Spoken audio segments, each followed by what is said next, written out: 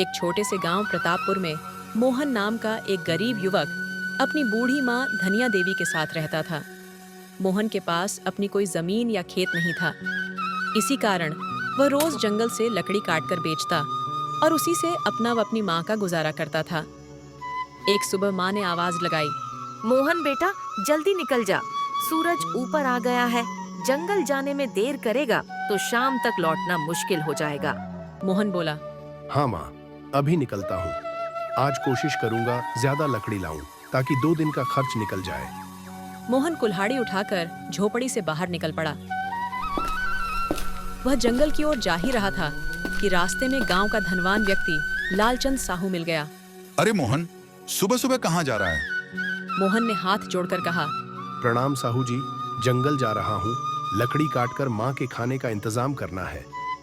साहू जी हंसकर बोले, तू भी अजीब है, ना खेत ना जमीन, बस जंगल के भरोसे। मोहन शांत स्वर में बोला, साहू जी, भगवान ने जो दिया है उसी में जी रहा हूँ।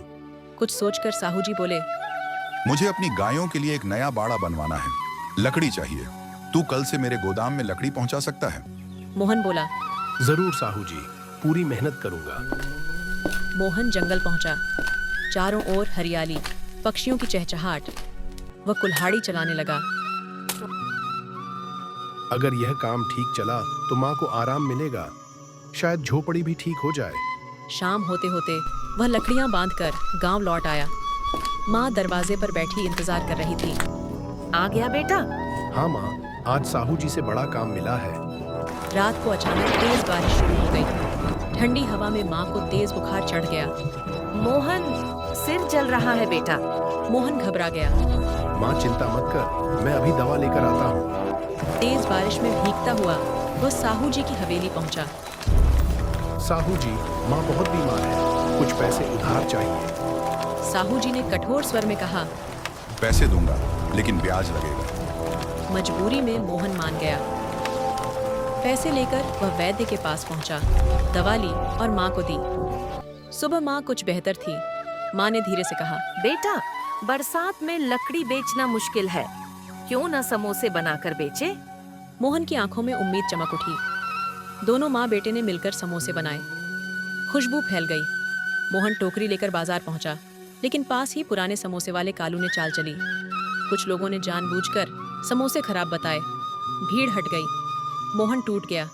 उसी रात साहू जी ने कर्ज के बदले झोपड़ी छीन ली। माँ बेटा नदी किनारे छोटी सी झोपड़ी बनाकर रहने लगे। अगले दिन बाजार में एक बूढ़ा फकीर आया। भूखा था। मोहन ने बिना पैसे लिए समोसे दे दिए। पहला निवाला लेते ही फकीर बोला, बेटा, ये तो बहुत स्वादिष्ट है। फकीर ने उसे एक जड़ी बूटी दी। इसे नेक काम में ही इस्तेमाल करना। कहकर वह गायब हो गया। उस जड़ी बूटी से समोसे का स्वाद बदल गया। बाजार में भीड़ लगने लगी। धीरे धीरे मोहन ने दुकान खोल ली, कर्ज चुका दिया, झोपड़ी वापस मिल गई।